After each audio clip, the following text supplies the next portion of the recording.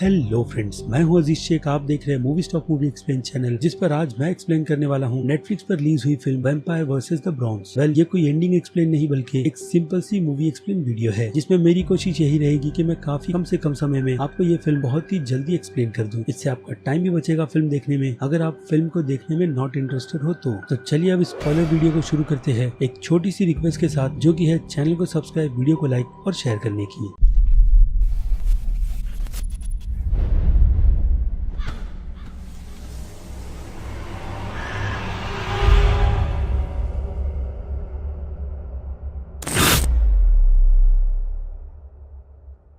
So friends, तो film की कहानी का फोकस होता है फिल्म के 3 लीड कैरेक्टर्स पर, यानी कि बेस्ट फ्रेंड मिगेल, बॉबी और लूकस पर, जिन तीनों का सपना अपने दोस्त टोनी की ही तरह है, जो इस रॉन सिटी के छोटे से ब्लॉक का एक जनरल स्टोर मैनेजर है, जो उन तीनों को अपनी सलाह और हाँ वैम्पायर की ब्लेड जैसी फिल्म भी दिखाता है, जिसे देखकर ये तीनों खुद को वैम्पायर हंटर भी समझते हैं। और इनका जो सपना है अपने ब्लॉक को पूरी तरीके से इंट्रूडर्स से सेफ रखना, जो यहाँ के लोगों को अच्छी खासी कीमत देकर इस ब्रॉन्ज को छोड़ने के लिए मजबूर कर रहे हैं, जिसमें कुछ लोगों की लालच है तो कुछ की मजबूरी। जिन सभी की प्रॉपर्टी को लेकर ये मुनाव वाले जेंट्रिफिकेशन करना चाहते हैं, यानी कि डेवलपमेंट्स। लेकिन असल बात तो कुछ और ही है, क्योंकि कोई भी अपनी प्रॉपर्टी को बेचकर इस ब्रॉन्ज से निकल ही नहीं पा रहा, और कुछ लोग आए दिन इस ब्रॉन्ज के ब्लॉक से गायब ही होते रहते हैं। यानी सीरियसली यहाँ पर कुछ तो चल ही रहा है। और अब बात कर ले फिल्म के इन 3 कैरेक्टर्स की पूरी के पूरी डिटेल्स के बारे में, तो मिगेल अपनी माँ के साथ रहता है, जो कि एक सिंगल मदर है, जिन्हें अपने बेटे की देखभाल भी करना है, जो सिंगल मदर्स के लिए बहुत ही ज्यादा टफ होता है। इसलिए टोनी भी मिगेल की माँ की बात सुनकर मिगेल पर ध्यान रखता है। और बात करें बॉबी की, तो बॉबी अपने पिता की तरह हेनरी की गैंग को ज्वाइन करना चाहता है, जो बॉबी की माँ उसे बिल्कुल भी करने देना नहीं चाहती। इसलिए बॉबी की माँ ने डिसाइड कर लिया है कि वो मुनाव वाले के साथ मिलकर डील करेगी और इस वाहियात जगह को छोड़कर चली जाएगी। और बॉबी ऐसा बिल्कुल भी नहीं चाहता, और यहाँ तक कि बॉबी के दोस्त मिगेल और लूकस भी यही चाहते हैं कि बॉबी हेनरी का साथ छोड़ दे, वरना अंजाम उसके लिए बिल्कुल भी अच्छा नहीं होगा। और लूकस की बात करें तो लूकस अपनी ग्रैंडमदर के साथ रहता है, और उसे अगर किसी चीज का सबसे ज्यादा नॉलेज है तो वो है वैम्पायर्स का। और ऐसे ही नॉलेज रीटा को भी है कि वैम्पायर्स कैमरा और मिरर जैसी चीज में बिल्कुल भी नजर नहीं आते, और रीटा को ये सारी की सारी वैम्पायर्स की नॉलेज उसकी ग्रैंडमदर ने दी है। और मिगेल रीटा को लाइक भी करता है, जो उससे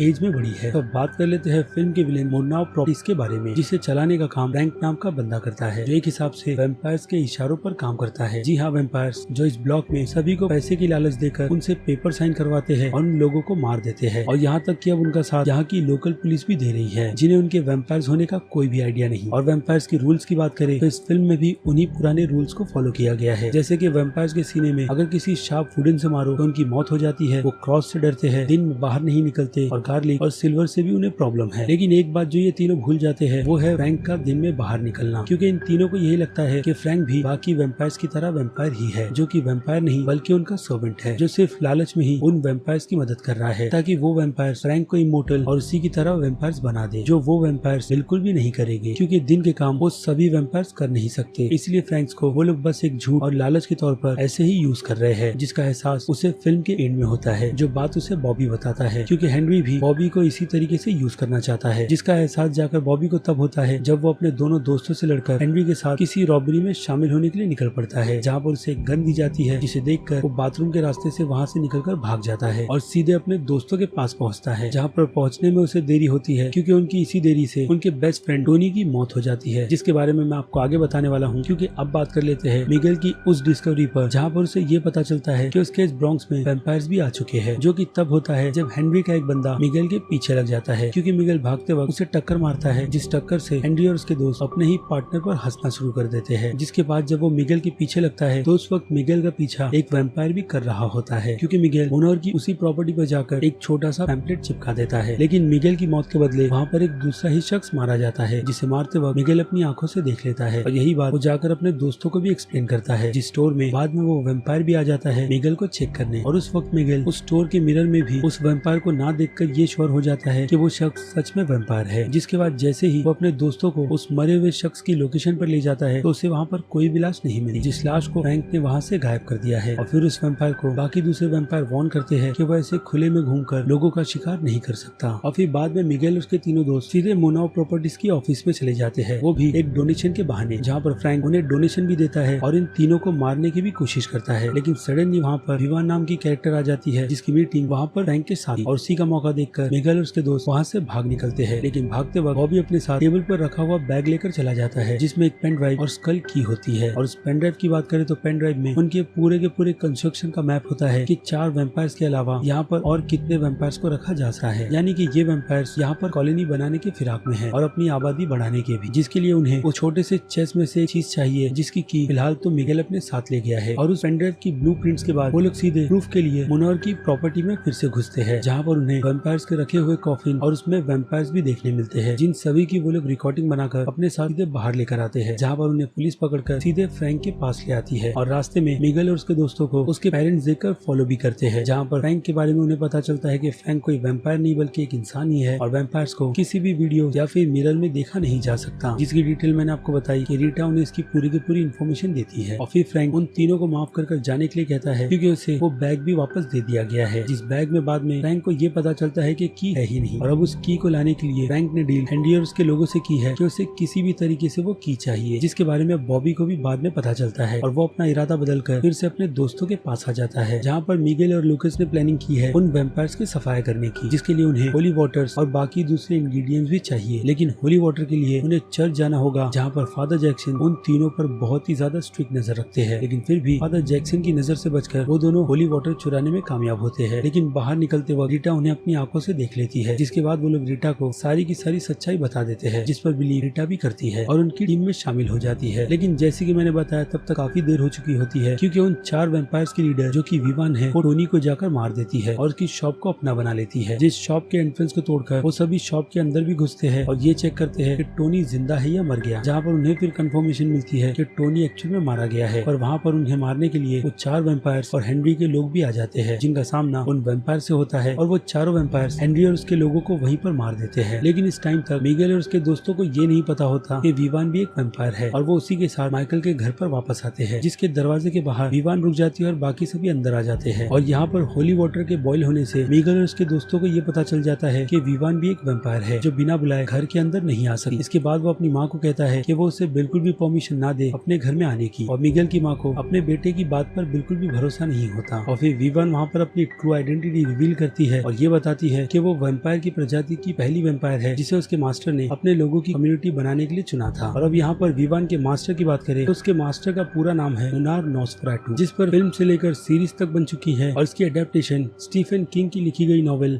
सेलिम स्लॉट से ली गई है। और आपको इसकी पूरी डिटेल वीडियो मेरे चैनल पर भी मिल जाएगी, जिसका नाम है नॉसफेराटू, जिसके पहले सीजन को मैंने अपने चैनल पर एक्सप्लेन कर रखा है और दूसरे चैनल की एंडिंग एक्सप्लेन मैं जल्द से जल्द अपने इस चैनल पर अपलोड कर दूंगा। तो आते हैं फिर से इस फिल्म की स्टोरी पर, जहाँ पर मिगेल विवान पर होली वाटर फेंक कर उसे वहाँ से भगा देता है, जिसके बाद ये सभी निकल पड़ते हैं वैम्पायर हंटिंग पर, जहाँ पर ना जाने की वार्निंग मिगेल की माँ ने उसे काफी स्ट्रिक्टली दी थी। लेकिन फिर भी ब्रॉन्ज की सेफ्टी के लिए मिगेल और उसके दोस्त उन वैम्पायर्स को मारने के लिए जाते हैं, जिसके लिए रीटा को इन्विटेशन बिल्कुल भी नहीं दिया जाता, लेकिन बाद में वो आकर उन्हें ज्वाइन कर लेती है। लेकिन जैसे ही वो लोग उन वैम्पायर्स को मारने के लिए उनकी लोकेशन पर पहुंचते हैं तो वो वैम्पायर्स अपने कॉफिन में नहीं होते, जिसके बाद मिगेल बलून में भरे हुए होली वाटर के बॉयल होने से उनकी अपीयरेंस का पता लगाता है और जाकर वो और उसके दोस्त 3 वैम्पायर्स को काफी आसानी से मार भी देते हैं। लेकिन बाहर निकलते वक्त फ्रैंक उनका रास्ता रोकता है और बॉबी की वही कही बात फ्रैंक के दिल पर लगती है और वो उन बच्चों को वहाँ से भगा देता है, जिनमें से रीटा पहले ही निकलकर ब्लॉक्स के कुछ लोगों को लाने गई है। जिसके बाद फ्रैंक की इस गलती से विवान उसे मारने में कोई भी देरी नहीं करती और अपने साथ एक वैम्पायर को लेकर वो मिगेल और उसके दोस्तों को मारने के लिए निकल पड़ती है। और भागते वक्त जब लूकस अलग होता है तो एक वैम्पायर उसका पीछा करता है, जिसके बाद स्केट बोर्ड्स की मदद से लूकस उस वैम्पायर को भी मार देता है और बची एक वैम्पायर विवान जो बॉबी और मिगेल के पीछे लग जाती है, जहाँ पर जैसे ही वो उन लोगों को मारने वाली होती है तो ब्लॉक्स के और लोगों को रीटा लेकर वहाँ पर पहुंच जाती है और ब्लॉक्स की स्ट्रीट के कुछ लोग जीते जागते वैम्पायर को अपनी आंखों से देखते हैं, जिसका प्लान उस चेस्ट में रखे हुए नॉसफेराटू के एशेज को बाकी दूसरे चोजन वैम्पायर को सेलेक्ट करने के लिए यूज करना था, यानी कि इसके एशेज को उड़ाकर वो उन चुने हुए शख्स के ऊपर डालती और उसे वैम्पायर बाइट देकर अपने ग्रुप में शामिल कर लेती। इससे उनकी कम्युनिटी बढ़ती, जिसकी मदद से बाद में उसके मास्टर नॉसफेराटू को भी जिंदा कर दिया जाता। और उस प्लान को मिगेल और उसके दोस्तों ने मिलकर पूरी तरीके से फेल कर दिया और अब ब्लॉक्स के कुछ लोग मिलकर विवान को वहाँ पर काफी बुरी तरीके से मारते भी है। जिसके बाद विवान मौका देखकर बॉबी को पकड़ लेती है और उसे जैसे ही मारने वाली होती है मिगेल अपने दोस्त को बचाने के लिए सीधे बॉबी के पास अपनी बाइसाइकिल से आगे बढ़ता है, जिसके आगे वो टूटी हुई बेसबॉल बैट को रखता है और सीधे विवान से टकरा जाता है, जिस टकराव में विवान की मौत होती है और मिगेल उसके दोस्त जीत जाते हैं और उनका ब्लॉक फिर से उनका हो जाता है, जिसके लिए वो लोग बाद में जश्न भी मनाते हैं और यही तय करते हैं कि वो लोग इस वैम्पायर हंटिंग को आगे भी कंटिन्यू रखेंगे अगर अगर उनके ब्रॉन्ज पर फिर से कोई मुसीबत आई तो। और यहाँ पर होता है फिल्म की स्टोरी का पूरी तरीके से और जी हाँ इस वीडियो का भी, जिसे लेकर अब आप क्या राय है उस बारे में मुझे कमेंट कर जरूर बताइएगा कि आपको इस फिल्म की कहानी कितनी ज्यादा इंटरेस्टिंग लगी है और कितनी नहीं। और इसी के साथ साथ अगर आपको मेरी ये वीडियो जरा सी भी पसंद आई है, मेरे इस वीडियो को भी लाइक करना बिल्कुल भी मत भूलिएगा, ताकि मुझे मोटिवेशन मिलती रहे इस टाइप के कंटेंट को अपने चैनल पर कंटिन्यू रखने की। तो चलिए अब खत्म करते हैं वीडियो को यहीं पर। मैं हूँ अजीज शेख, आप देख रहे थे movie stock movie explain channel, जिसे अगर आपने अभी तक सब्सक्राइब नहीं किया है तो सब्सक्राइब कर लीजिए और बगल में बने हुए इस बेल आइकन के साथ साथ नोटिफिकेशन को ऑल पर क्लिक कर दीजिएगा। इससे होगा ये कि मैं अपने चैनल पर जब भी कोई नई वीडियो अपलोड करूंगा आपको उसकी नोटिफिकेशन सबसे पहले मिलेगी। इसलिए चैनल को सब्सक्राइब, वीडियो को लाइक और शेयर करना तो बिल्कुल भी मत भूलिएगा। और चलिए मैं मिलता हूँ जल्दी आपसे दूसरी किसी वीडियो में किसी और फिल्म या फिर किसी और सीरीज के एक्सप्लेनेशन के साथ। तब तक के लिए अपने चैनल के बाकी दूसरे वीडियोस को एंजॉय कीजिए